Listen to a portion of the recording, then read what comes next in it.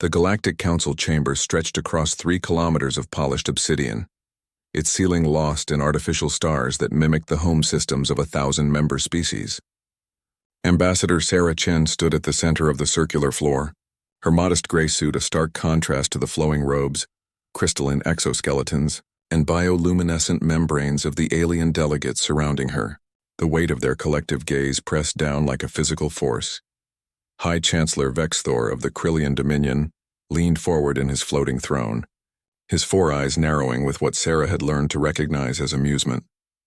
His chitinous faceplates clicked together in the Krillian equivalent of laughter.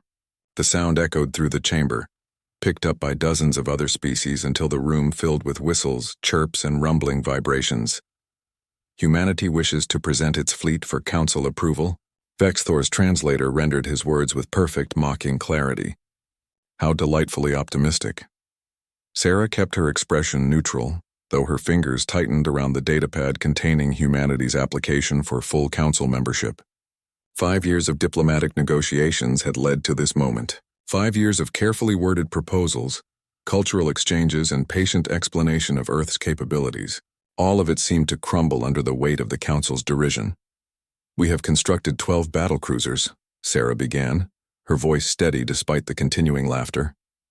"Each vessel represents the pinnacle of human engineering and carries a complement of 12? The interruption came from Ambassador Thelmara of the Sessith Commonwealth, her serpentine body coiling with what Sarah recognized as barely contained contempt. "The Sessith maintain a home defense fleet of 12,000 vessels. The Krillians field 40,000. And you arrive here with 12 primitive boxes of metal and chemical propulsion, asking to be recognized as equals." The laughter intensified. Sarah noticed several delegates had activated their personal recording devices, apparently finding humanity's petition worthy of entertainment value if nothing else. In the observation galleries high above, she could see news feeds from across the galaxy lighting up with real-time commentary. Earth's great moment on the galactic stage was becoming a cosmic joke. "Our vessels may be fewer in number," Sarah continued, refusing to be silenced, "but they incorporate technologies that—" "Technologies?" Vexthor rose from his throne, his massive frame towering even at this distance. "Ambassador Chen, your species still uses projectile weapons. Solid masses accelerated by controlled explosions. Your ships lumber through space on fusion drives that my ancestors would have found quaint. You have no gravity manipulation, no quantum displacement systems, no dimensional folding. You are children playing with toys and asking to sit at the adult table." Sarah felt heat rising to her cheeks but maintained her composure. She had been warned this would be difficult. The intelligence briefings had prepared her for skepticism, even hostility, but nothing had quite captured the casual cruelty of being dismissed as irrelevant by beings who had mastered interstellar travel while humanity was still painting on cave walls. "We ask only for the opportunity to prove ourselves," she said quietly. "The Council Charter allows for practical demonstration of military capability. We invoke that right?" The laughter stopped. The sudden silence was somehow worse than the mockery. Vexthor's translator clicked several times before responding, as if the device needed to verify it had heard correctly. "You wish to demonstrate against a Council defense fleet." His voice carried a note of something new. Not respect, but perhaps a grudging acknowledgement of courage, however misguided. "Ambassador Chen, that charter provision was designed to allow species to showcase unique capabilities in controlled exercises. It was never intended as a venue for suicide. Nevertheless, we invoke it." Vexthor exchanged glances with several other senior delegates. Sarah could see calculations running behind multiple sets of alien eyes. Refusing the request would make humanity martyrs to bureaucratic inflexibility. Granting it would provide an afternoon's entertainment and cement humanity's position as galactic laughingstock. The political calculus was obvious. "Very well," Vexthor finally announced. "The Council will assign a testing fleet to engage your vessels in the neutral zone.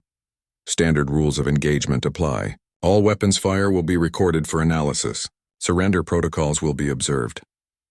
He paused, and when he spoke again there was almost a note of sympathy in his synthesized voice. "I genuinely hope your crew survive this lesson in humility, Ambassador. The galaxy has no need for more pointless death." Sarah bowed formally, following the protocol she had practiced countless times. "Humanity thanks the Council for this opportunity." As she turned to leave the chamber, she heard the whispers starting behind her. Already the betting pools were forming.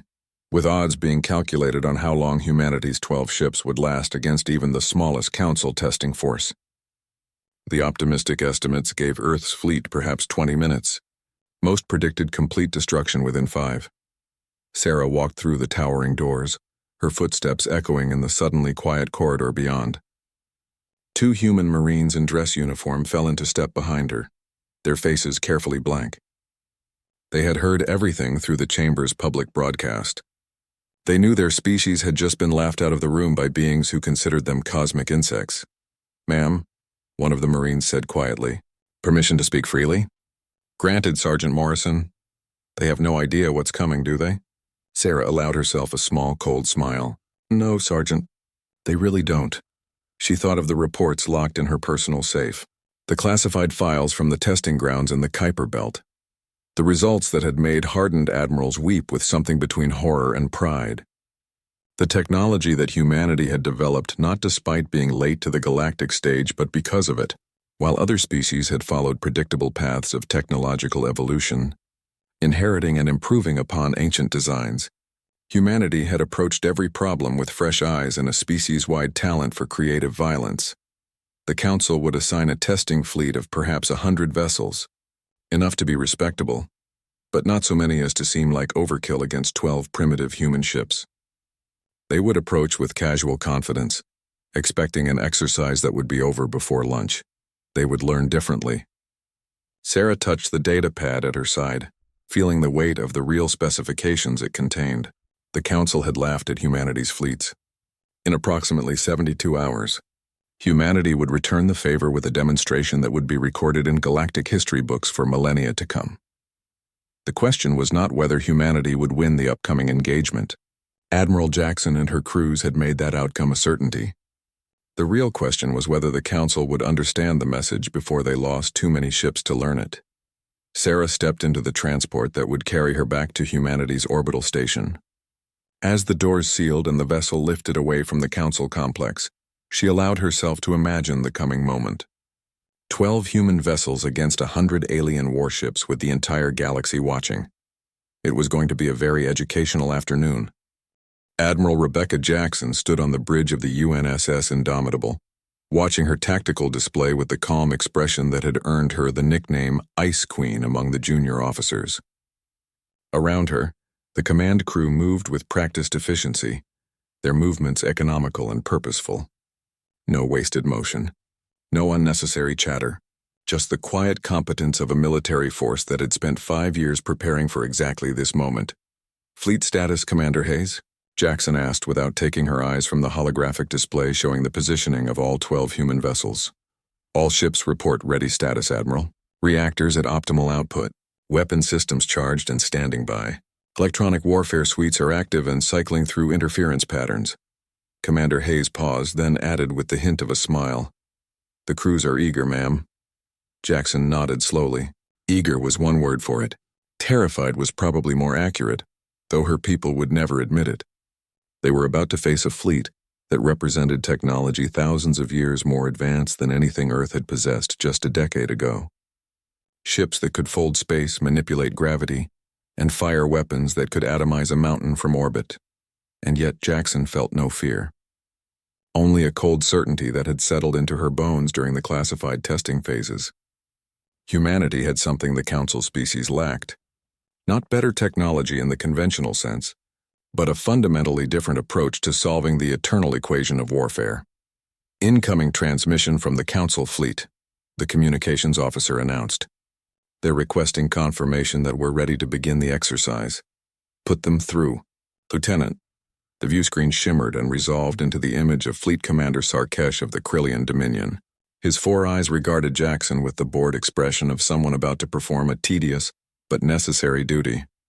Behind him, Jackson could see the bridge of his flagship, a vessel 3 times the size of the Indomitable and bristling with weapons that could glass a continent. "Admiral Jackson, I presume?" Sarkesh's translator rendered his words with mechanical precision. "I am Fleet Commander Sarkesh. I have been assigned to conduct this demonstration. Before we begin, I feel obligated to offer you one final opportunity to withdraw. There is no shame in recognizing when one is outmatched." Jackson met his gaze steadily. Thank you for your concern, Fleet Commander. However, humanity is prepared to proceed.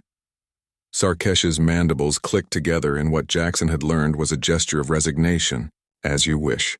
The engagement will commence in 10 standard minutes. Rules of engagement are as follows. All weapons fire will be monitored by Council observers. Ships registering critical damage will be considered destroyed and must withdraw. Surrender may be declared at any time. Do you understand these terms? Perfectly, Fleet Commander. Then may your crew survive this lesson. The transmission ended. Jackson turned to her tactical officer. Lieutenant Chen, what are we facing? Council fleet consists of 123 vessels, Admiral. 1 battlecruiser, 17 heavy cruisers, 48 destroyers, and 57 corvettes. Standard Council formation. They're maintaining a loose defensive sphere at 15,000 kilometers. Energy signatures indicate they're running all systems at approximately 40% capacity. They're not even taking us seriously, Hayes observed quietly. That works in our favor, Jackson replied. Helm, execute approach vector Charlie 7. All ships maintain formation Sigma.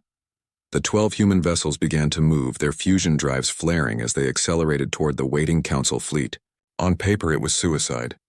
The Council fleet had numerical superiority of more than 10 to 1, technological advantages in nearly every category, and the backing of military doctrines refined over thousands of years of interstellar conflict. But Jackson had studied those doctrines extensively. She had pored over every recorded engagement in galactic history that the Council had made available, and she had noticed something that had apparently escaped the notice of species, grown comfortable in their technological superiority. The Council species fought like beings who had forgotten what desperation felt like. Their tactics were elegant, efficient, and utterly predictable. Range to enemy fleet, 7,000 kilometers and closing, Chen announced. Fleet Commander Sarkesh is hailing us again. Admiral. The communications officer reported. He's requesting we slow our approach. He says we're violating standard engagement protocols by closing so aggressively. Jackson allowed herself a thin smile. Tell Fleet Commander Sarkesh that humanity apologizes for any confusion regarding protocols. We were simply unaware that there were specific rules about how to approach someone trying to destroy you. A ripple of tension ran through the bridge crew. What Jackson had just said was technically within regulations, but it was also a calculated insult. She was declaring that humanity wouldn't be bound by the elaborate rules and courtesies that governed Council warfare. The message was clear. They wanted to see how humanity fought. They were about to get an unfiltered demonstration. Enemy fleet is adjusting formation, Chen reported. They're tightening up and bringing weapons online. Energy readings are spiking across their battle line. As expected, they're transitioning from observation mode to actual combat readiness. Jackson studied the tactical display, watching the Council ships shift into a more aggressive posture. How long until we're in their optimal firing range? 90 seconds at current velocity, Admiral. And how long until they're in ours? Hayes looked up from his station, his expression carefully controlled. We entered their optimal range 3 minutes ago, ma'am. We'll be in our optimal range in approximately 20 seconds. The implication hung in the air. For the past 3 minutes, the Council fleet had been holding fire, even though they could have opened the engagement at any time. They were giving humanity every chance to surrender, to withdraw, to acknowledge the futility of resistance. It was almost merciful in its way. It was also exactly the kind of hesitation that Jackson had been counting on. 15 seconds to optimal range. Chen counted down. 10 seconds, 5, 4, 3, 2, 1, mark. All ships, Jackson said calmly. Execute Protocol Ragnarok. For a fraction of a second, nothing seemed to change. The 12 human vessels continued their steady approach, their fusion drives burning bright against the darkness of space. The Council fleet maintained its defensive formation, weapons charged but not yet firing, still waiting for humanity to demonstrate whatever primitive capabilities they possessed. Then the human ships opened fire, and the galaxy learned a terrible new lesson. The Indomitable's primary weapon systems activated with a subsonic hum that Jackson felt through her boots. On the tactical display, she watched as 12 human vessels each unleashed a coordinated strike that had been planned, practiced, and perfected over 5 years of classified testing. Not energy weapons that the Council shields were designed to deflect. Not missiles that could be intercepted by point defense systems. Not any of the conventional weapons that galactic warfare had relied upon for millennia. Instead, humanity fired projectiles, specifically, magnetically accelerated tungsten rods, each one weighing several tons and traveling at a significant fraction of the speed of light. The council officers aboard Sarkesh's flagship had perhaps 2 seconds to realize what was happening before the laws of physics rendered their technological superiority irrelevant. Kinetic energy, Jackson thought coldly, does not care about your shields. The first salvo from humanity's 12 ships struck 47 council vessels simultaneously. At the velocities involved, the tungsten rods didn't just penetrate hulls. They vaporized everything they touched, the kinetic energy converting instantly to heat and pressure that tore through shields, armor, and internal systems like they were made of tissue paper. The elegant energy barriers that protected council ships from lasers and plasma were utterly useless against simple mass traveling at relativistic speeds. On the view screen, Jackson watched as nearly half the council fleet simply ceased to exist in a series of brilliant flashes. Where there had been ships, there was now only expanding clouds of debris and superheated gas. Confirmed kills on 47 enemy vessels, Chen reported, his voice steady despite the magnitude of what had just occurred. Remaining council ships are breaking formation. They appear to be attempting evasive maneuvers. Reload time? Jackson asked. 4 minutes for full salvo, Admiral, but individual ships are already charging for follow-up shots. Jackson nodded. 4 minutes was an eternity in space combat, but it didn't matter. The council fleet wasn't running away. They were just spreading out, trying to avoid presenting clustered targets. They would regroup, adapt, and counterattack. That was fine. Jackson had planned for that too. All ships, begin evasion pattern Delta. Prepare for incoming fire. She watched the tactical display as the surviving council vessels finally began to return fire, their energy weapons lancing through the space where human ships had been moments before. But humanity's ships were small, fast, and equipped with the one advantage that truly mattered. They were designed by people who knew what it meant to be outgunned. Every system, every tactic, Fleet Commander Sarkesh stared at his tactical display in complete disbelief.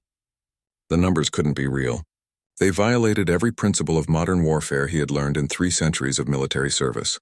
47 ships gone, not disabled, not damaged, simply erased from existence in the span of seconds. How? He demanded, his 4 eyes darting between his tactical officer and the view screen showing the 12 human vessels weaving through space with disturbing agility. How did primitive projectile weapons penetrate our shields? His tactical officer, a young Krillian named Veth, worked frantically at his console. Commander, they're not using conventional projectiles. Analyzing debris patterns and energy signatures.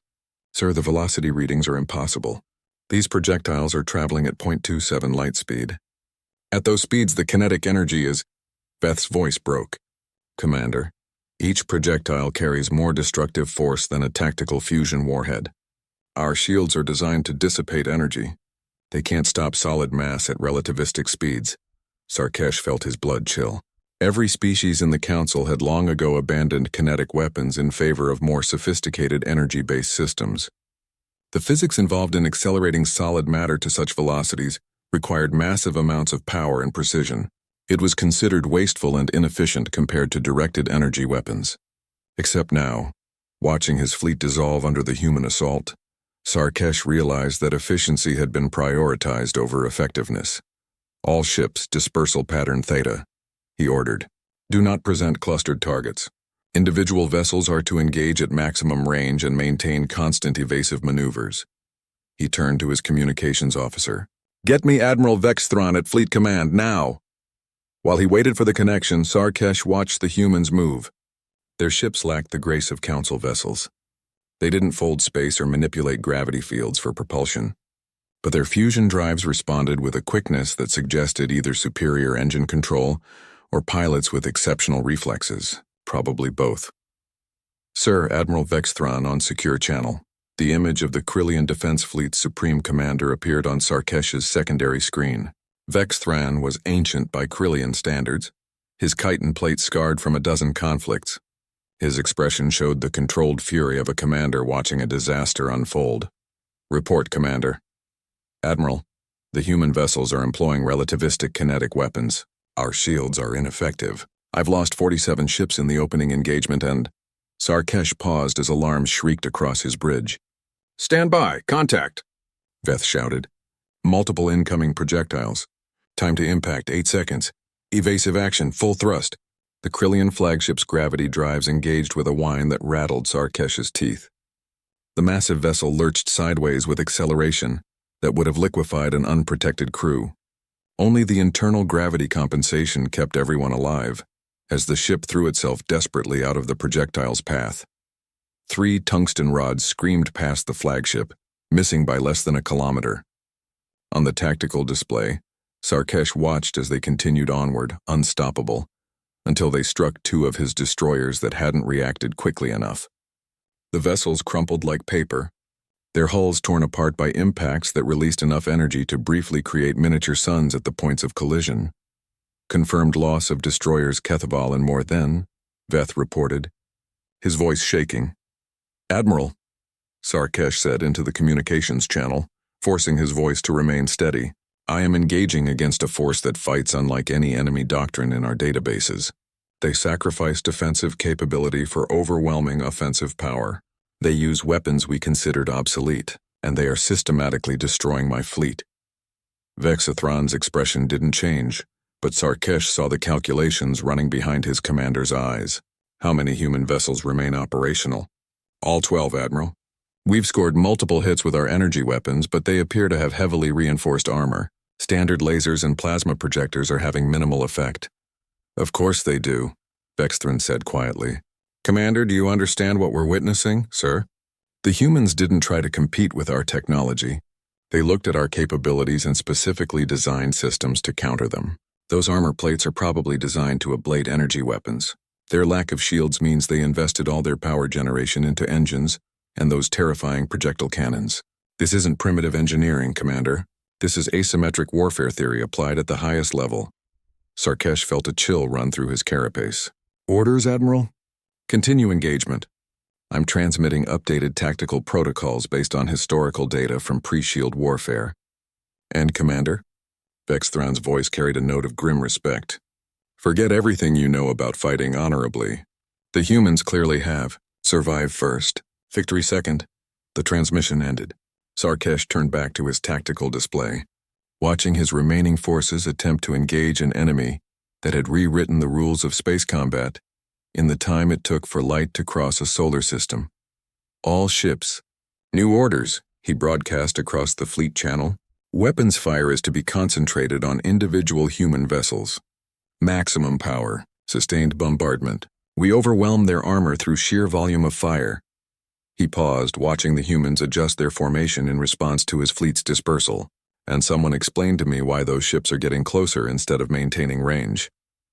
Veth studied his console, then looked up with barely concealed horror. "Sir, I believe the humans are executing a close-range assault pattern. That's insane. At close range, our numerical advantage becomes even more pronounced."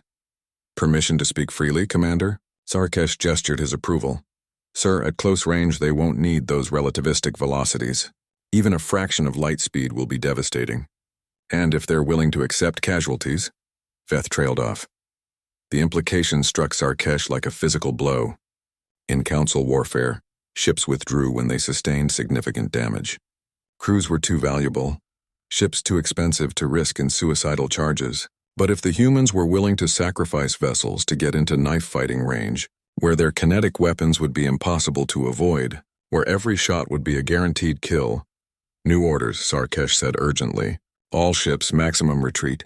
Maintain weapons fire but increase range. Do not let them close to..." The alarm didn't give him time to finish. 6 human vessels suddenly surged forward with acceleration that should have killed their crews. Their fusion drives burned so bright they temporarily blinded several of his sensor systems. They were burning their reactors at levels that would cause permanent damage, maybe even reactor failure. They didn't care. They were trading mechanical longevity for a few crucial seconds of impossible speed. The human ships crashed into his formation like hammers through glass. At point-blank range, their magnetic accelerators fired continuously. No time for massive projectiles. Instead, they unleashed streams of smaller tungsten rounds, each one still carrying enough kinetic energy to punch through a destroyer's hull. They moved through Sarkesh's fleet like predators among prey, their armor ablating under concentrated fire but holding long enough to deliver devastating salvos. "Losses mounting," Veth reported, his voice now completely detached, the tone of someone reporting facts too terrible to process emotionally. 17 more ships destroyed, 23 heavily damaged. 4 human vessels are showing critical damage but remain operational. Sarkesh watched one of the human ships, the UNSS Defiant, according to his database, take direct hits from 5 destroyers simultaneously. The energy weapons carved glowing wounds across its hull, melting armor and rivers of molten metal. The human ship shuddered under the assault. It should have broken apart. Instead, it rotated with its dying momentum and fired one final salvo into the nearest Krillian cruiser. The heavy vessel exploded in a cascade of secondary detonations. Then the Defiant's reactor finally failed, and the human ship went dark, drifting lifelessly through the debris field it had helped create. "1 human ship destroyed," Veth reported. "But Commander, we've lost 68 vessels now. More than half our fleet." Sarkesh's mandibles clicked together in distress. This wasn't a military engagement. It was a demonstration. The humans were showing the galaxy exactly what they were capable of when backed into a corner. They were proving that technological sophistication meant nothing against a species willing to embrace brutal efficiency. "Signal retreat," Sarkesh said quietly. "All remaining vessels withdraw to Rally Point Delta. Maintain defensive fire during withdrawal." "Sir, the engagement protocols specify that we cannot withdraw unless I am exercising my authority as fleet commander to preserve my remaining forces," Sarkesh interrupted. "Humanity has made their point. Continuing this engagement serves no purpose except to waste lives on both sides." As his fleet began its retreat, Sarkesh watched the 11 remaining human vessels hold position, their weapons still trained on his ships but not firing. They weren't pursuing. They had accomplished what they came here to do. Admiral Vexthran's face appeared again on the communication screen. "Commander Sarkesh, report. Admiral, I am withdrawing with 55 vessels, 68 lost. The Galactic Council chamber was silent. Not the comfortable silence of contemplation, but the heavy, suffocating quiet of beings who had just witnessed something that shook the foundations of their understanding. On the massive holographic display that dominated the chamber's center, the recording of the engagement played for the 3rd time. High Chancellor Vexthor watched with his 4 eyes fixed on the moment when the human vessels first opened fire, when 47 council ships simply ceased to exist. "Replay from timestamp 1427, he commanded, his voice lacking its usual confidence. "Magnification factor 50 on human vessel Indomitable." The image zoomed in on Admiral Jackson's flagship. Even at high magnification, the ship appeared crude compared to council designs. No graceful curves or bioluminescent hull plating, just angular plates of reinforced armor, massive engine nacelles and weapon systems that looked more like industrial equipment than military hardware. Yet that crude design had just humiliated the finest fleet the Krillian Dominion could field. Analysis confirms the projectile velocities. The Council's chief military advisor, a Sessith named Korval, reported from his position in the lower gallery. His serpentine body was coiled tight with tension. 0.27 light speed. The magnetic acceleration systems required to achieve these velocities would consume the entire power output of a standard Council destroyer. The humans are running their reactors at output levels we consider dangerously unstable. Perhaps that explains their limited fleet size, suggested Ambassador Thelmara, though her voice lacked its earlier contempt. If their power requirements are so extreme, they simply cannot field large numbers of vessels. "That was my initial assessment," Korval replied. "However, I've been analyzing their reactor signatures. High Chancellor, the humans are using fusion systems, not antimatter, not quantum vacuum extraction, not any of the sophisticated power generation methods we've developed, just fusion. Primitive hydrogen fusion. The same technology we abandoned 10,000 years ago as insufficiently efficient." "How is that possible?" Vexthor demanded. "Fusion reactors cannot generate the power output necessary for those weapon systems." "They can if you're willing to run them past every safety threshold we've established.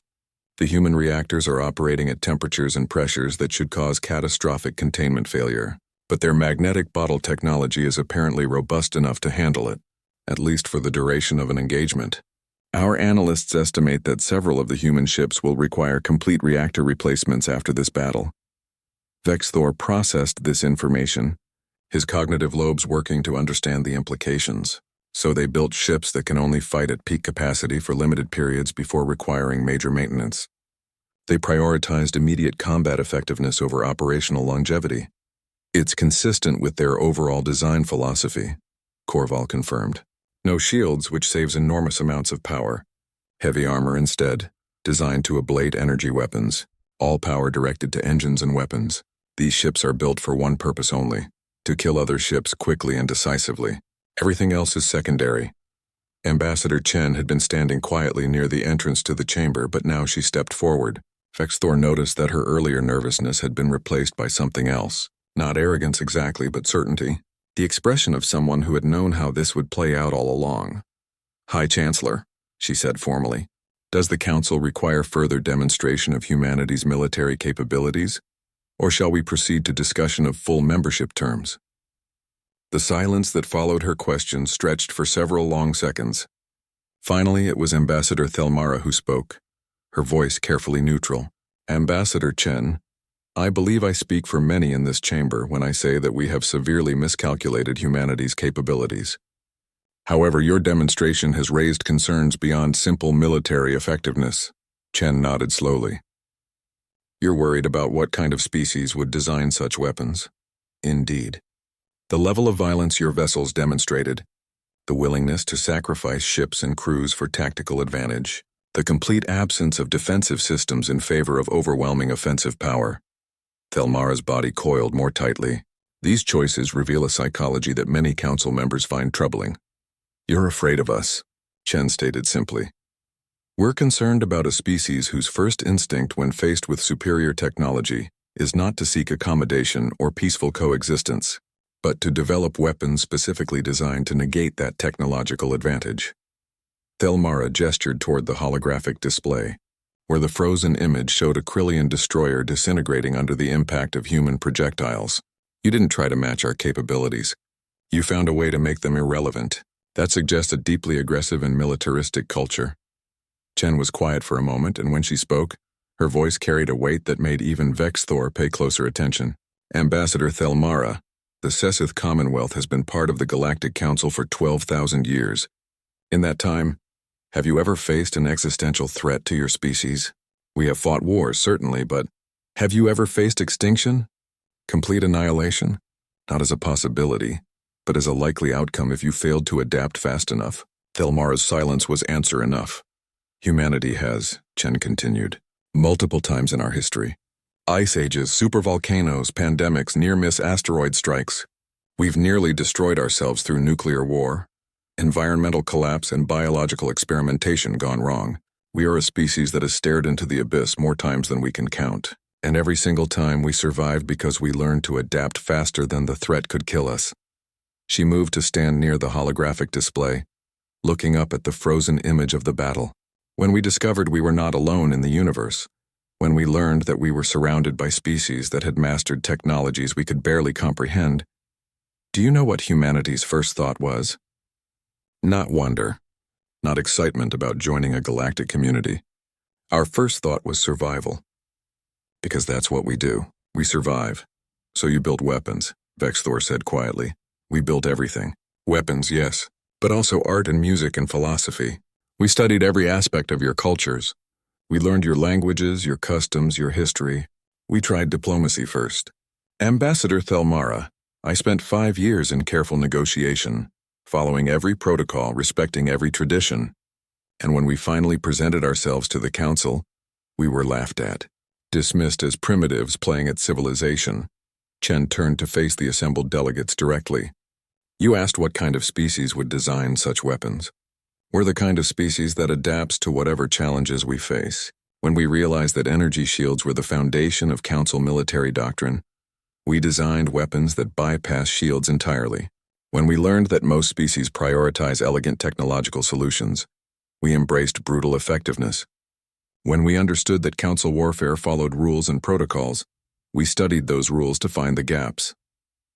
"You're describing asymmetric warfare theory," Korval observed. The art of fighting someone stronger than you by changing the terms of engagement. Exactly. Every species in this council entered the galactic stage from a position of strength, or at least parity with existing members. You've forgotten what it's like to be the weakest player in the game. Humanity hasn't forgotten. We've been the underdog for our entire history. It's made us very good at winning fights we should lose. Vexthor rose from his throne, his massive frame casting shadows across the chamber floor. Ambassador Chen, you make a compelling argument. But you must understand our concern. A species with your capabilities in psychology could pose a significant threat to galactic stability if you decided to expand aggressively. We could, Chen agreed. But consider this, High Chancellor. If humanity wanted to be conquerors, would we have spent 5 years in diplomatic negotiations? Would we have followed your protocols and submitted to your tests? Or would we have simply started taking what we wanted? The question hung in the air like a challenge. Vexthor found himself considering the human timeline, 5 years of patient diplomacy, complete transparency about their ship designs, at least on paper, willing submission to a military demonstration that they must have known would be recorded and analyzed by every species in the galaxy. You wanted us to see this, he realized. This entire demonstration. You wanted every species in the council to understand exactly what humanity is capable of. Chen smiled slightly. We wanted you to understand what we're capable of, yes. But more importantly, we wanted you to understand that we're capable of restraint. Admiral Jackson could have destroyed Commander Sarkesh's entire fleet. She chose to let him withdraw with his remaining ships. We could have designed our weapons to be even more devastating. We chose to use non-explosive kinetic rounds rather than nuclear-tipped projectiles. Every choice we made was calculated to demonstrate capability while showing that we understand proportionality. A demonstration of strength paired with an olive branch, Thelmara said slowly. You're showing us that you're dangerous enough to respect but controlled enough to trust. 3 days after the demonstration, Ambassador Sarah Chen sat in her quarters aboard the human orbital station, reviewing intelligence reports that made her increasingly uneasy. The official council channels had gone silent.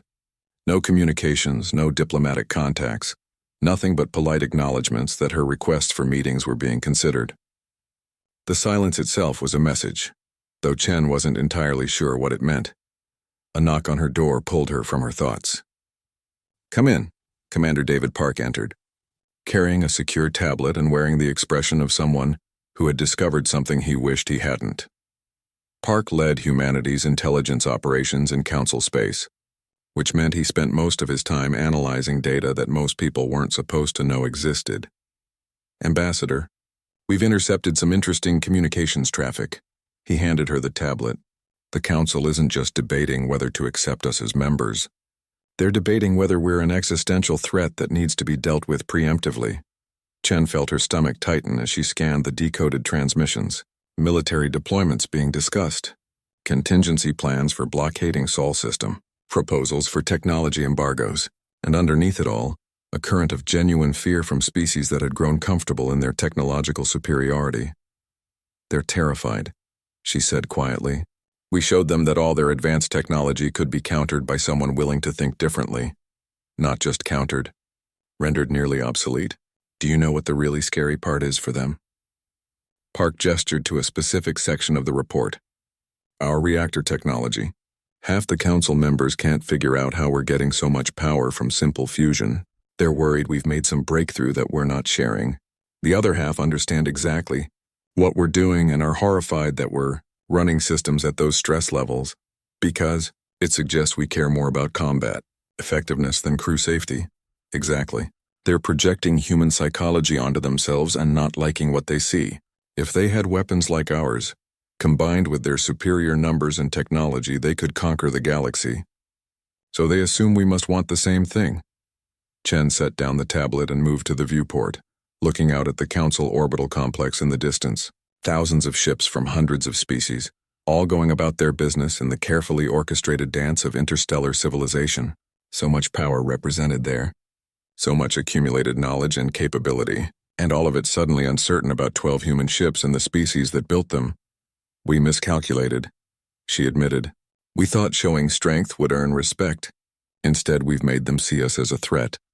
Not everyone, Park countered. Look at this transmission. He highlighted a different section of the report. The Viridian Collective is quietly expressing support for human membership. So are the Elorians and the merchant guilds. There's a faction forming that argues humanity's military capabilities make us valuable allies rather than dangerous enemies. And the opposition? Led by the Krillians and Sessith, unsurprisingly. But they're not calling for military action.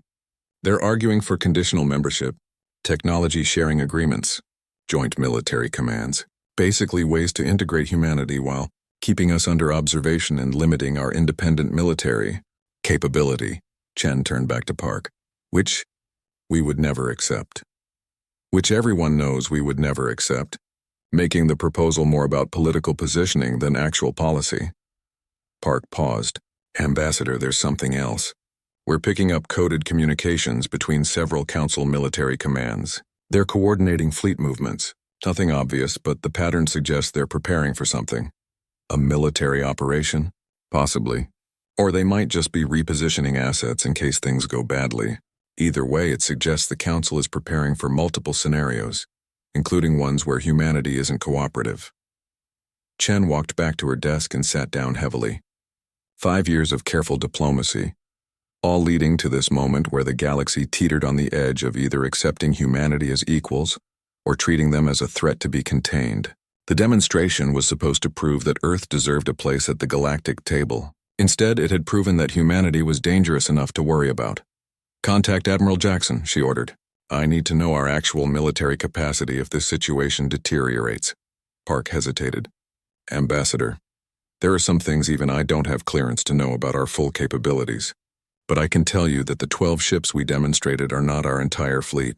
They're not even our best ships. Chen looked up sharply. Explain. The demonstration fleet was built specifically for this purpose.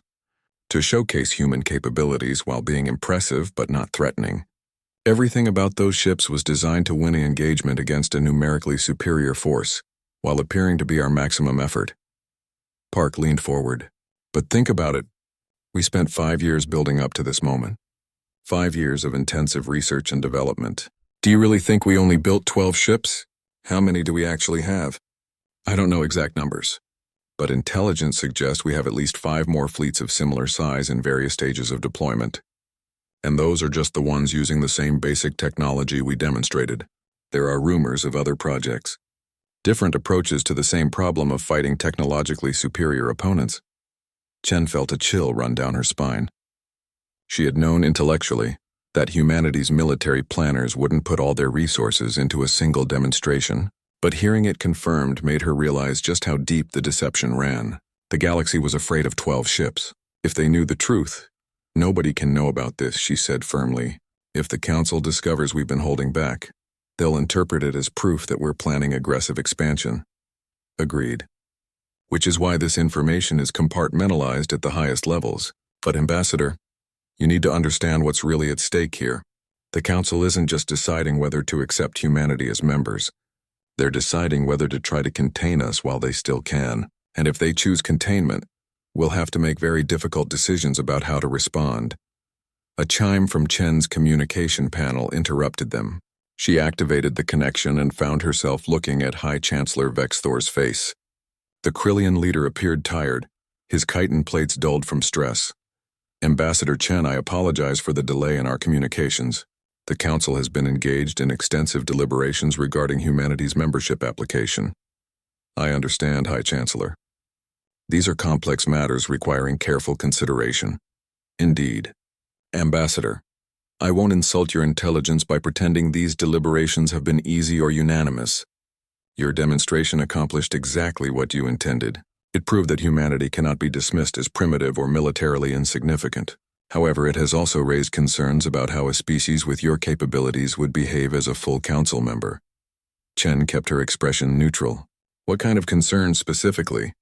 The most direct way to phrase this is that many Council members are uncertain whether humanity would respect the established frameworks of galactic governance.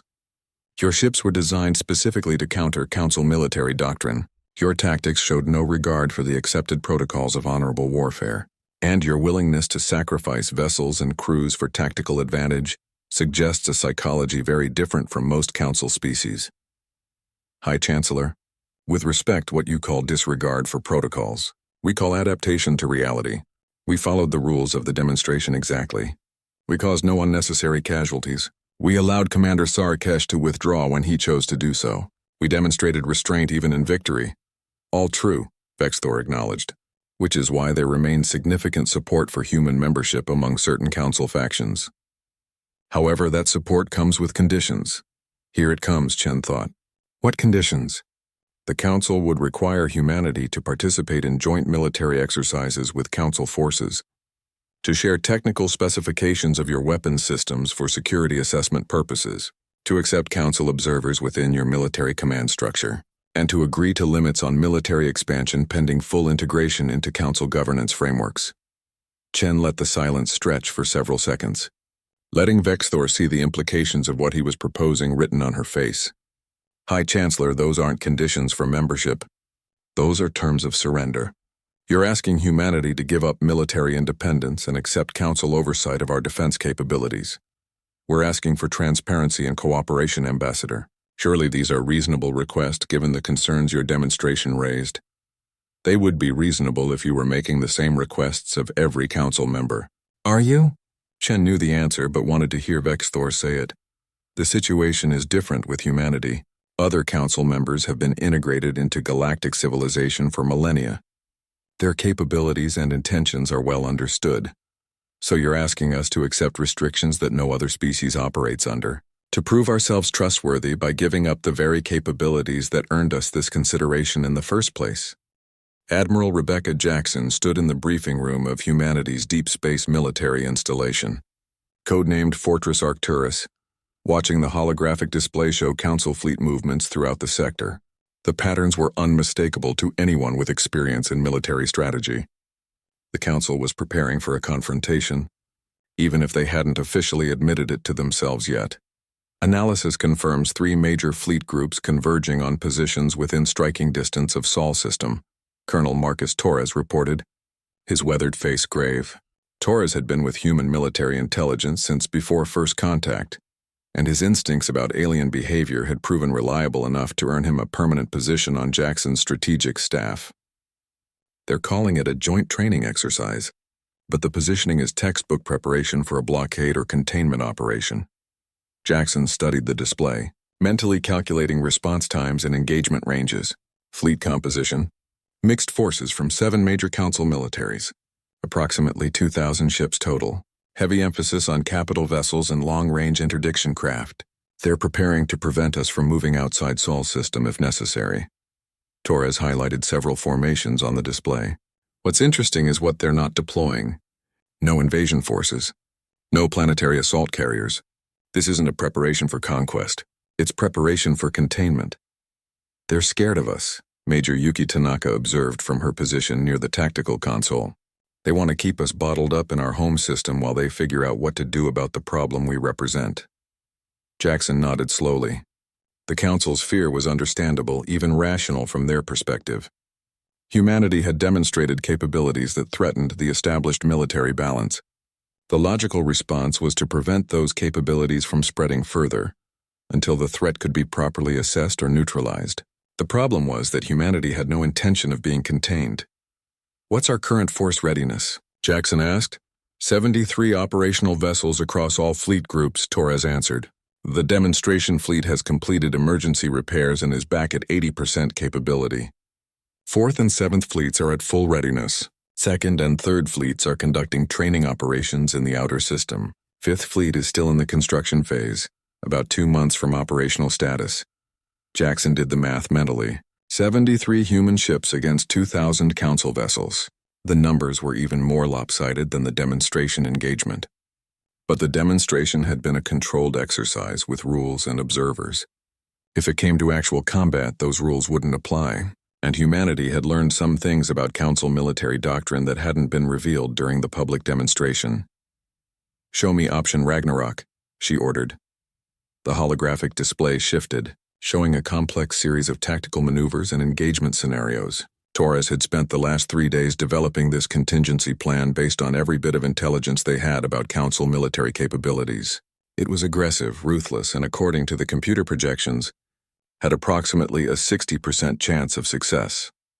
Ragnarok assumes the Council attempts to enforce a blockade of Sol system, Torres explained. Our response would be to immediately deploy all available forces in a distributed attack pattern, targeting their command and control ships. We hit their flagship groups first, creating chaos in their coordination. Follow-up strikes target their communication relay vessels and logistics support ships. We're not trying to destroy their fleet, Tanaka observed. We're trying to blind them and make them panic. Exactly. Once we've disrupted their command structure, individual human ships engage in hit-and-run attacks, using our speed and firepower advantages to maximize damage, while avoiding sustained engagements with superior numbers. The goal is to make the blockade untenable by inflicting unacceptable casualties while preserving most of our forces. Jackson studied the projections. 60% success rate meant 40% chance of catastrophic failure, but those odds assumed the Council was prepared for humanity's actual capabilities. The demonstration fleet had showcased kinetic weapons and heavy armor. What it hadn't shown was the full extent of human electronic warfare capabilities, or the experimental weapons that several other fleets carried, or the level of tactical coordination that human neural interface technology enabled. What does success look like in this scenario? She asked. Best case, we destroy or disable approximately 30 to 40% of the Council blockade fleet, forcing them to withdraw and reconsider their approach. Worst case, we fight a running battle back to Sol system, inflicting significant casualties but ultimately being contained in our home system under heavy siege conditions. Either outcome results in a state of undeclared war with the Council, Jackson observed. Yes, ma'am. Which is why option Ragnarok is strictly a last resort contingency. If there's any possibility of resolving this diplomatically, that would be vastly preferable. Jackson moved closer to the display, examining the Council fleet positions with the eye of someone who had spent a lifetime studying military strategy. The formations were good. Competent commanders using established doctrine. But there was a rigidity to their positioning, a reliance on proven tactics that came from centuries of fighting the same kind of enemies using the same kind of weapons. They're thinking of this as a police action, she realized. They expect us to either surrender peacefully or be quickly overwhelmed by superior numbers. They haven't seriously considered the possibility that we might actually fight. To be fair, ma'am, most rational species would negotiate rather than face those odds. We're not most species. Jackson turned to face her staff. Let me be very clear about something. If it comes to combat, we will not be fighting to win a battle. We'll be fighting to change the entire political calculus of the galaxy. The Council needs to understand that containing humanity will cost them more than accepting us as equals. That means we need to be prepared to inflict casualties that make the idea of a long-term blockade politically untenable. The room was silent as her officers absorbed the implications. Jackson was talking about a strategy that went beyond tactical victories. She was talking about using military force as a tool to shape political outcomes. The Council had numerical superiority, technological sophistication, and centuries of military tradition. Humanity had determination, creativity, and a willingness to embrace costs that more comfortable species would find unacceptable. There's one more factor to consider, Torres said quietly. Intelligence suggests at least 3 Council member species are quietly opposed to the blockade idea. The Viridians, Alorians, and several merchant guilds have been lobbying for diplomatic solutions. If we actually engage the blockade fleet, we risk turning those potential allies against us by proving we're as dangerous as the hardliners claim. Or we prove that we're so dangerous that even the hardliners will decide accepting us as equals is safer than trying to contain us. Jackson shook her head. It's a calculated risk either way. The question is which risk we're more prepared to take. A communications alert interrupted the discussion. Jackson activated the secure channel and found herself looking at Ambassador Chen's face. The diplomat appeared tired but composed, the expression of someone carrying the weight of potential disaster with professional calm. Admiral, I'm sending you updated intelligence on Council political developments. The short version is that we're running out of time. High Chancellor Vexthor is under enormous pressure to take decisive action regarding humanity. If we don't see movement toward acceptable membership terms within the next 48 hours, the blockade faction is likely to push through authorization for containment operations. What are our options on the diplomatic front? Limited. The Council's fear of our military capabilities is driving policy right now. I've made it clear we won't accept subordinate status, which has essentially backed both sides into corners. The moderates are looking for any excuse to avoid confrontation, but they need something concrete to justify standing against the hardliners. Jackson considered this. What if we offered a joint operation instead of joint oversight? Explain. The Council's fear comes from uncertainty about our intentions. We can't prove what we won't do, but we could prove what we will do by proposing a cooperative military mission, something that demonstrates humanity's capabilities in service of Council interests, rather than in opposition to them. Chen was quiet for a moment, her expression thoughtful. That might work. If we can find an appropriate mission, something significant enough to matter but not so dangerous that it looks like we're trying to get Council forces killed. I have some ideas about that, Torres interjected. With your permission, Admiral, I'd like to brief Ambassador Chen on some intelligence we've gathered about non-Council threats in this sector. Jackson nodded her approval, and Torres began outlining a situation that human long-range scouts had discovered several months earlier. Beyond Council space, there was a growing pirate confederation that had been raiding merchant vessels and isolated colonies. The Council had been dealing with this threat through slow, methodical military operations that prioritized minimizing Council casualties over quickly. High Chancellor Vexathor sat in his private chambers, reviewing Ambassador Chen's proposal for the third time. The human offer was elegant in its simplicity, a joint military operation against a mutual enemy, demonstrating humanity's capabilities in service of Council interests while addressing a genuine security threat. It was exactly the kind of compromise that could break the political deadlock that had paralyzed the Council for days. It was also, Vexathor suspected, humanity's final offer before they stopped asking for permission and simply did what they thought necessary. Your thoughts, Advisor Corval? He asked the Sesseth military strategist who had been studying the proposal with professional intensity. Corval's serpentine body uncoiled slightly, a gesture indicating cautious approval. The Pirate Confederation has been a persistent problem for 3 years. Standard Council tactics have contained them but not eliminated them. The human proposal to lead an aggressive elimination campaign is militarily sound. Their tactics would be well suited to the mission. And the political implications? That depends on whether we trust humanity's stated intentions. If they genuinely wish to cooperate, this operation provides an ideal opportunity to integrate human forces into Council command structures while addressing a real threat.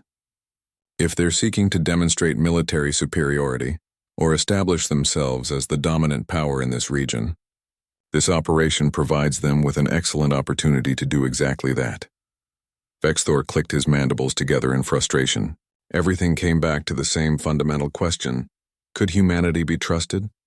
The demonstration had proven they were dangerous. Their diplomatic responses had proven they were proud and unwilling to accept subordinate status. But neither of those things necessarily meant they were aggressive or expansionist. High Chancellor, his communications officer announced, Admiral Vex Thran is requesting an immediate secure channel.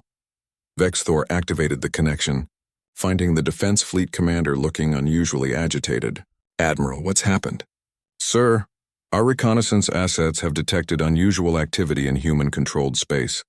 Multiple ships moving from their deep space installations toward staging areas near the outer boundaries of Sol system. Based on their trajectory and formation patterns, they appear to be preparing for offensive operations. Vexathor felt his blood run cold. Are they preparing to strike Council forces? Unknown, sir. But the timing is extremely concerning given the current political situation. If humanity is preparing for military action while simultaneously proposing cooperative operations, it suggests they're developing contingencies for multiple scenarios. Or they're preparing for the operation they just proposed, Corval interjected. Advisor Chen specified they would deploy approximately 15 vessels for the anti-piracy mission. These movements could be humanity organizing that task force. Or they could be preparing to resist the containment operation that several Council members have been advocating, Vexthran countered. High Chancellor, I need authorization to move defensive forces into position around key Council facilities. If humanity is preparing for hostilities, we cannot be caught unprepared. Vexthor looked between his two advisors, feeling the weight of a decision that could determine whether the galaxy moved toward cooperation or conflict. If he authorized military movements in response to human activities, It would be interpreted as preparation for containment or even invasion. That would likely provoke exactly the confrontation everyone claimed to want to avoid. But if he did nothing, and humanity was actually preparing for aggressive action, the cost could be catastrophic. What is our assessment of human military capabilities if it comes to actual combat? He asked. Vex Thran pulled up tactical projections on the holographic display. Based on the demonstration engagement, we estimate humanity can field between 70 and 100 operational vessels, using similar technology to what they've already shown. Against the 2,000 ships we have positioned in this sector, that should give us overwhelming numerical superiority. However, the casualty projections are concerning. The display showed estimated losses ranging from 30 to 60% of Council forces in a sustained engagement with human vessels. The numbers were based on the demonstrated effectiveness of human kinetic weapons against Council shields, and the apparent durability of human armor against Council energy weapons. Even with numerical superiority, forcing a military solution would be extraordinarily costly. Those projections assume humanity uses only the technology they demonstrated, Corval observed. Human behavior suggests they likely have additional capabilities they haven't revealed. The actual casualties could be significantly higher. Vexthor studied the projections, feeling the familiar weight of command responsibility pressing down on him, thousands of lives potentially at stake. The political stability of the Council itself in question, and all of it hinging on whether he chose to interpret humanity's actions as preparation for cooperation or preparation for conflict. Connect me with Ambassador Chen, he ordered. Secure channel, maximum priority. The connection was established within seconds, showing Chen in what appeared to be her personal quarters aboard the human orbital station. She looked tired but alert, clearly anticipating this call. High Chancellor, I hope you've had time to consider our proposal. I have, Ambassador, and I've also received reports of significant military movements in human-controlled space. I would appreciate an explanation before this situation escalates further. Chen didn't appear surprised by the question. We're organizing the task force for the anti-piracy operation I proposed. 15 ships are being moved into position for rapid deployment once we receive Council approval for the mission. Is there a problem?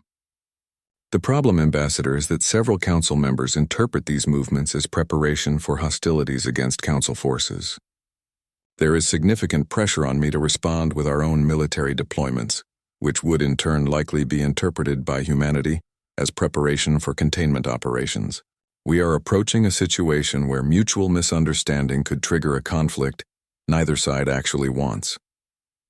Chen was quiet for a moment, and when she spoke, her voice carried a note of genuine concern. High Chancellor, I'm going to be completely transparent with you because I think we're past the point where diplomatic evasion serves anyone's interests. Yes, humanity is preparing forces for the anti-piracy operation, but we're also preparing contingencies in case the Council decides to enforce a blockade of Sol system. We would be foolish not to, given the intelligence we've gathered about Council fleet movements. So you're simultaneously preparing for cooperation and preparing for conflict, just as the Council is doing. The question is which scenario we all allow to become reality. The anti-piracy operation is a genuine offer, High Chancellor. If approved, we'll deploy the task force within 24 hours. We'll operate under Joint Council Human Command Authority. We'll provide full transparency about our tactics and capabilities, and we'll demonstrate that humanity's military capabilities can serve galactic security interests rather than threaten them. Vexthor considered this. The proposal was reasonable, perhaps too reasonable, which made him suspicious of hidden motives. But Corval had been right about one thing. At some point, trust had to be based on actions rather than speculation about intentions. The question was whether the Council could afford to take that risk. If I approve this operation, and humanity's performance does not meet Council standards, or if there are any indications of ulterior motives, the political consequences will be severe. The containment faction will use it as justification for immediate and permanent restrictions on human military activities. Understood. And if the operation succeeds, will the Council accept humanity as full members without the restrictions and oversight requirements that have been proposed? I cannot promise that. The political situation is complex, and, High Chancellor, with respect, we're past the point of political complexity. This is the moment where decisions get made. Either the Council is willing to accept humanity as equals, with all the risks and benefits that implies, or we remain independent, and both sides prepare for an uncertain future. I need to know which it is. Vexthor felt the trap closing. Chen was forcing the issue, demanding a clear answer where political tradition favored ambiguity and delayed decisions. It was aggressive diplomacy that left no room for face-saving compromises or gradual adjustments. And it was probably necessary, given how close they were to an accidental war triggered by mutual fear and misunderstanding. I will present your proposal to the Council with my personal recommendation for approval, he said finally. I will also recommend that successful completion of this operation be considered sufficient demonstration of humanity's willingness and ability to cooperate with Council security interests. If that recommendation is accepted, full membership discussions will proceed without the additional restrictions that have been proposed. And if your recommendation isn't accepted, then I will have failed to prevent a conflict that will benefit no one. But Ambassador, you must understand that I cannot guarantee Council approval. There are factions within the government that genuinely believe humanity represents an existential threat.